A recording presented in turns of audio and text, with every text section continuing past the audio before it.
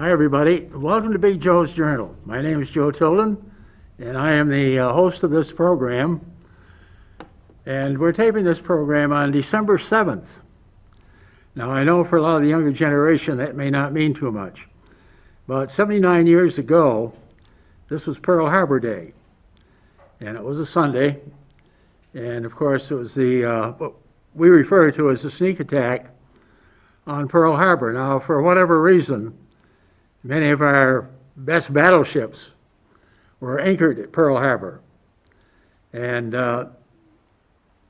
this raid on December 7, 1941, pretty well knocked out most of our larger battleships, the USS Arizona, the Iowa, the Oklahoma. And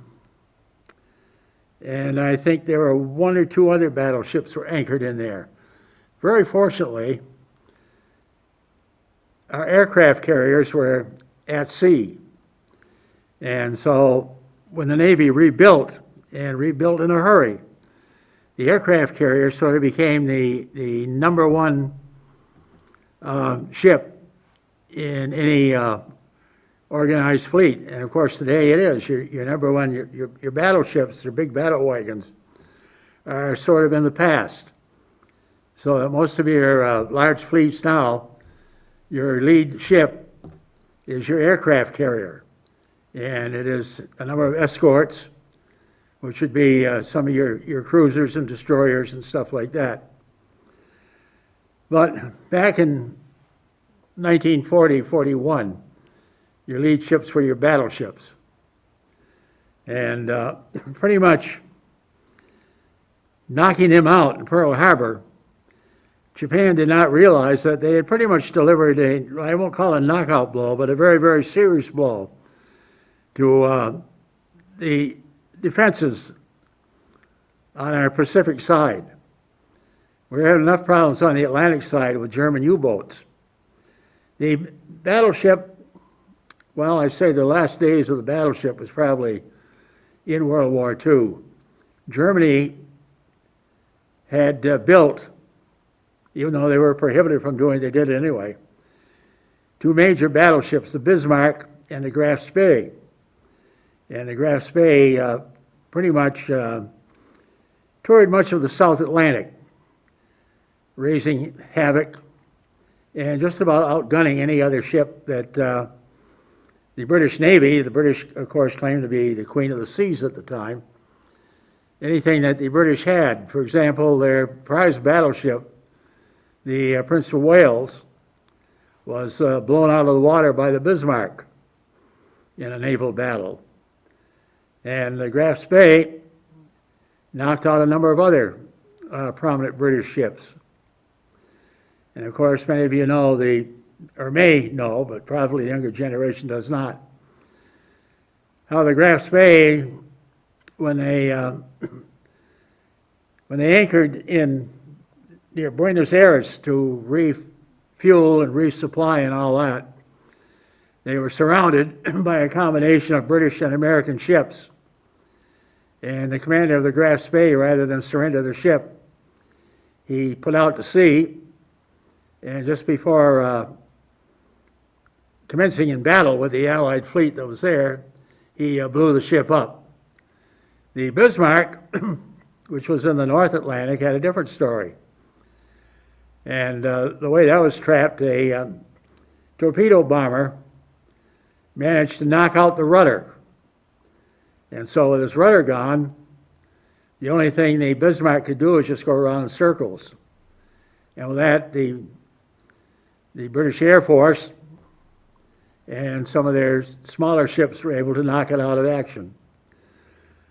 But the big important thing with December 7th, President Roosevelt declared it a day that would live in infamy. And it was probably one of the most disastrous days as far as our naval capabilities were concerned.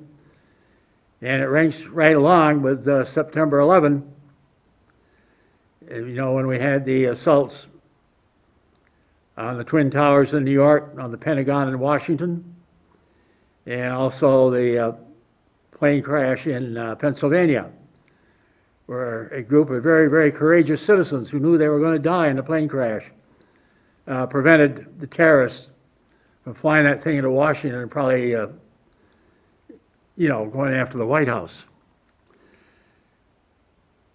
But over 2,000 U.S. sailors lost their lives on that day. And for whatever reason, the U.S. was completely unaware that the Japanese were coming.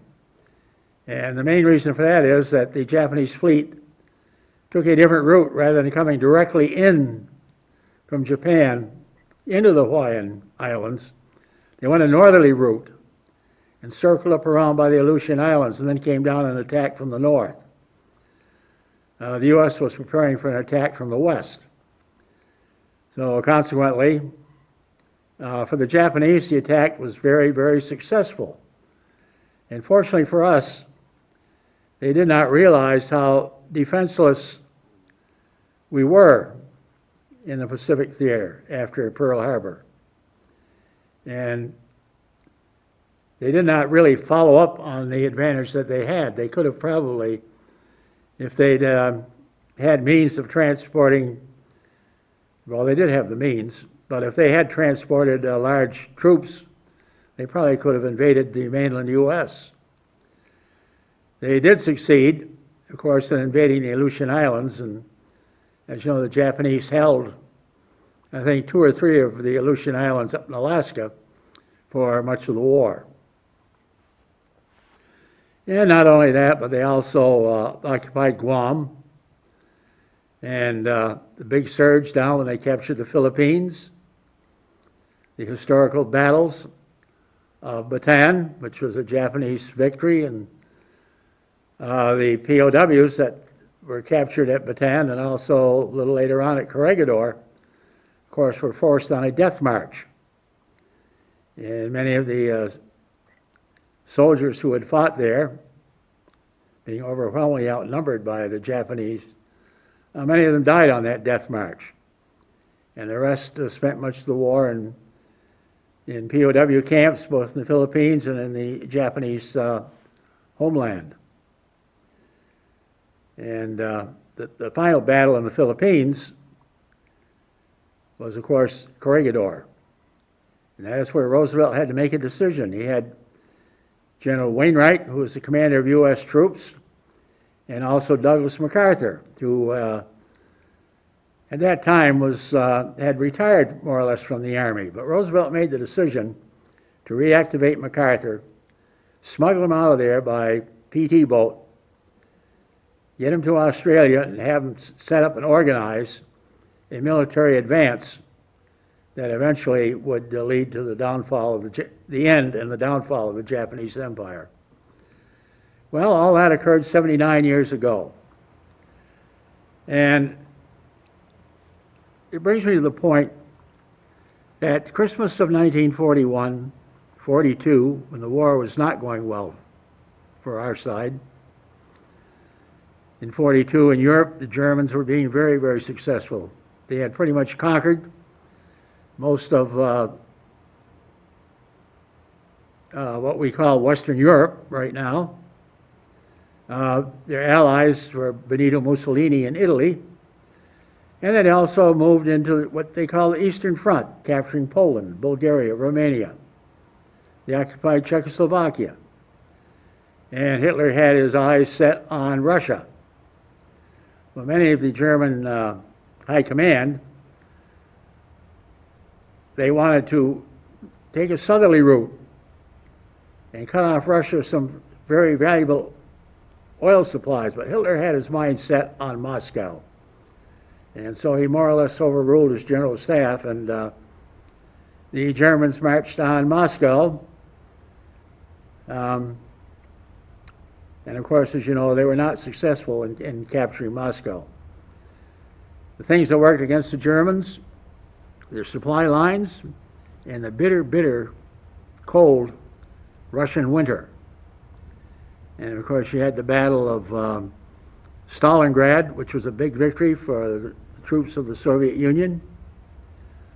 And actually, with that, it sort of ended Germany's advance toward the east, and they began a slow, hard-fought retreat as Russian troops with supplies coming in from the United States, weapons and tanks and everything else, were able to start pushing the German armies back and back toward Germany. You had the battles of Stalingrad, Leningrad, which were Russian victories. Large segments of the German army were taken POW and taken up to Stalags and imprisoned up in the bitter cold of Siberia. The German commander was Field Marshal von Paulson, and I believe he was captured at Stalingrad, which is now, I believe, given back its old name of St. Petersburg. But he was Germany's commander in the Russian front. And once he was captured, German resistance began to slowly collapse. The thing that I'm trying to tie in is the Christmas season that we're going to have now. It's very, very low key. And it's probably, I would say, as low key as what we had in World War II. We still had Christmas, but things were sad. First of all, because many of our men were in the military. They were being trained to fight either in the Pacific Theater or in the North African Theater and later on in Europe. Many of our young men here in Vermont who served in the Vermont Guard, of course, were fighting in the Pacific Theater and were part of the United States 8th Army under the command of Major General Leonard Wing, who was a Rutland boy, Rutland man. The overall commander of the 8th Army was General Eichelberger, and the top supreme commander, of course, was Douglas MacArthur.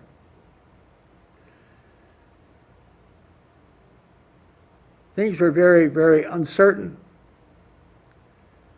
I know, being in elementary school back during World War II, we had 3 days of school a week, Monday through Wednesday. Thursday, Friday, we're out on what they call victory drives, either collecting rubber, collecting fat, collecting paper, and what have you, for the war effort. Fortunately, television was not available at that time, so you couldn't really see the horrors of war. And what you got was when you went to the theater, because that was your big source of entertainment. And one of the segments that they had in your package was what they call the news. And of course, the news was pretty much propaganda. It didn't show the horrors of the battlefield, but it showed the U.S. and British troops being victorious, dropping bombs on the Nazis. I remember there was one videotape that they ran, I think it was at the Paramount Theater, where U.S. bombs had a thing called Run, Rummel, Run. That was in response to the German Field Marshal Edwin Rommel, who was known as the Desert Fox, who was commanding very successful German advances in North Africa. And it was only, of course, after the U.S. got in the war and in 1943 became an effective force that they were able to slow down, enable the British to slow down Rommel's advance. And that was done because of a number of tanks that were manufactured by the Chrysler Corporation here in the States and were lend-leased to the British. And the British renamed the tanks the Centurions. And a major tank battle took place at El Alamein in Egypt. And the British won it. That more or less ended the German advance in North Africa. So what were the Germans after? Well, they were after the Suez Canal, for one thing. They wanted to control the Suez Canal. Another thing, they were after the oil in Saudi Arabia and in what is now Syria, Lebanon, Iraq. The Germans had backed up their Italian allies. The Italian army invaded Greece, and they were having a lot of trouble. The Greeks were more or less stopping the Italian advance, and Germany came to Italy's rescue and completed the conquest of Greece. And of course, after that, it was just moving into Turkey, and then moving down into the oil company. They wanted the oil. The Germans needed the oil. They needed the petroleum. They were getting oil out of a oil field in Romania, the Polesti oil fields. But they needed more to keep their war effort going. And once their advance was stopped at El Alamein, with the British on the east, the U.S. coming in from the west, they more or less began to squeeze the German advance. Germany had an ally in North Africa. Germany, of course, had conquered France in 1940. And many people in the French government, they decided they were better off allying themselves with Germany. So we had what we call Vichy France. And French troops in North Africa were German allies. And the first American troops that landed in North Africa, they were under British commanders because Winston Churchill and some of the British officers didn't feel that Americans were capable of fighting a European war, even though we'd saved their necks in World War I. They still felt we weren't quite capable of handling a European war, a European army. The first American troops that landed in North Africa were defeated by the Vichy French, and their British commander surrendered them. Well, the decision was made in Washington mainly by General Marshall, who was the chief of staff, that henceforth American troops would be commanded by American officers only. And he appointed Dwight David Eisenhower, who was a major general, promoted him to general. George Patton, who some people think was a little crazy in the head, and General Omar Bradley to take command of American troops in North Africa. And of course, once the U.S. had its own commanders there, and especially George Patton, the tide changed. And what had been a series of losses, a series of setbacks for the Allies, things began to go the other way. And eventually, of course, the stage was set where the Germans, the Vichy French, would be defeated, and they'd switch sides again and come back on the side of the Allies. And the Germans would be driven out of North Africa. And of course, under General Patton and his Third Army, Sicily was captured, and then of course the invasion of Italy. And the U.S. took an awful lot of casualties in Italy. At Anzio Beach, where the Germans kept them pinned down for about 3 weeks before they were able to break out. The Italian campaign was a very slow and a very, very hard-fought campaign. But during the war years, things were very, very low-key. For example, at night, people had a fear, a possibility of Germany being able to bomb over in this country. Well, Germany had trouble, or unable, to move military forces across the English Channel.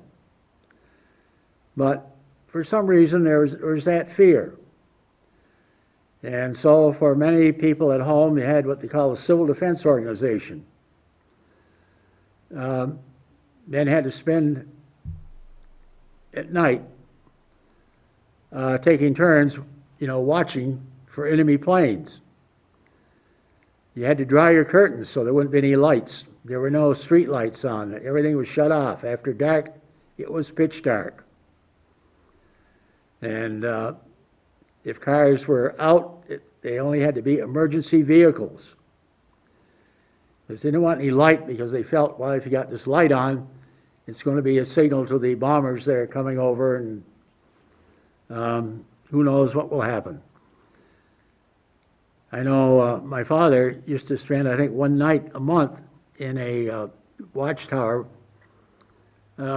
watching for German planes, of course, which never came. My father-in-law, who had served in World War I with General Pershing, he'd been a machine gunner in World War I.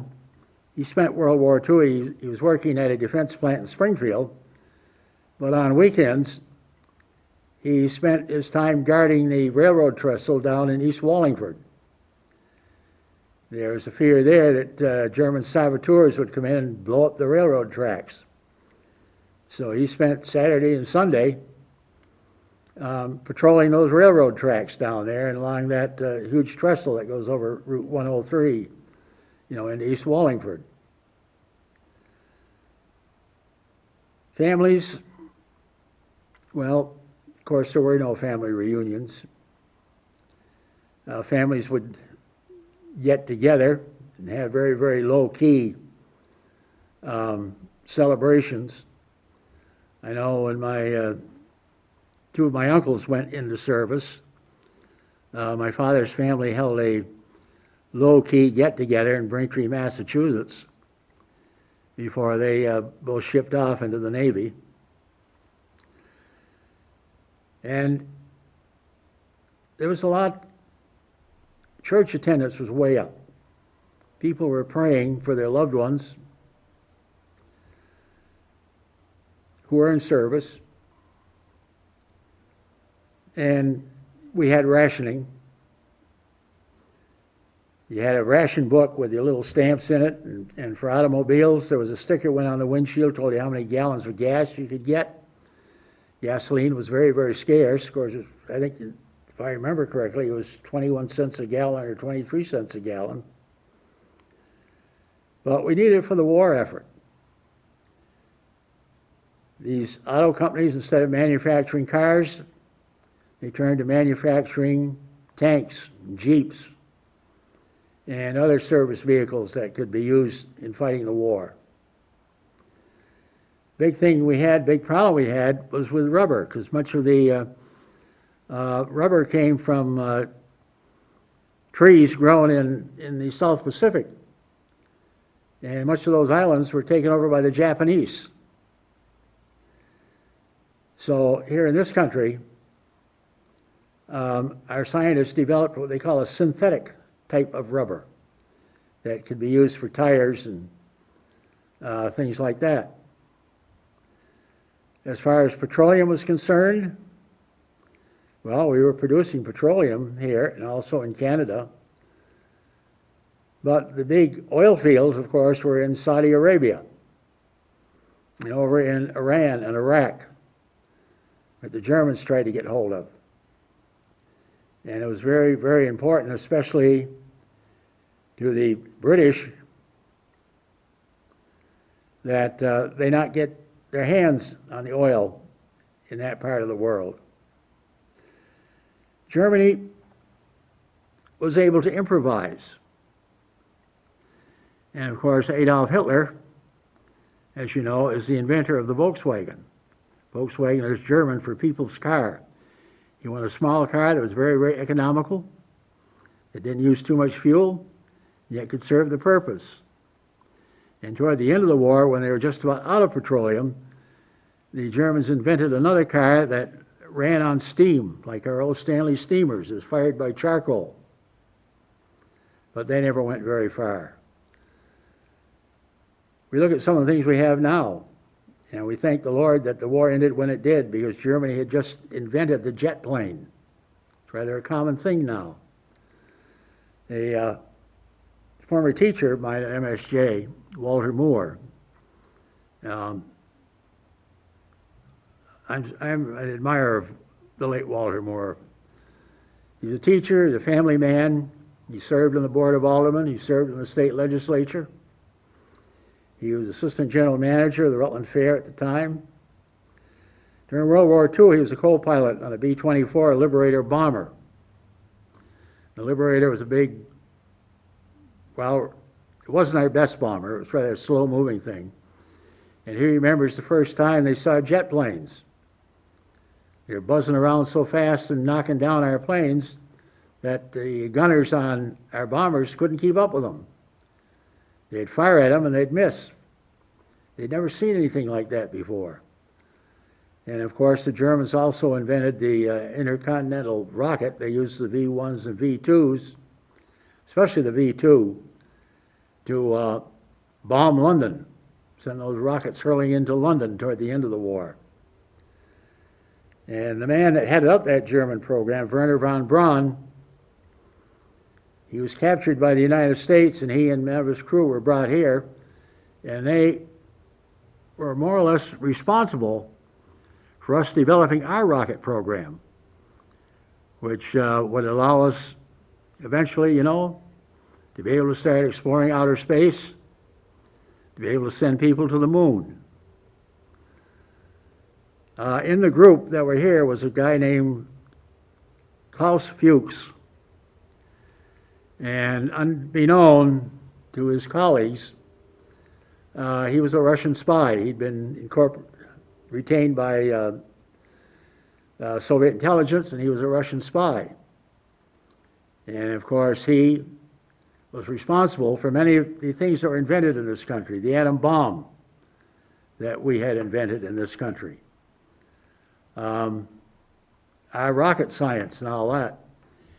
He was able to steal enough information and escape and get back to Russia and help them develop their own atom bomb type program, and also develop their own rocket program, which would make them our competitor for a while in the exploration of outer space. But we look back on those days, and I know most of the people today weren't alive then. But Christmas, well, very low-key. You went to church, you had a few gifts. But the big thing, you thought about the folks that were fighting a war and the folks that were suffering from the war. And we were very, very thankful that the war was not in our homeland here in North America.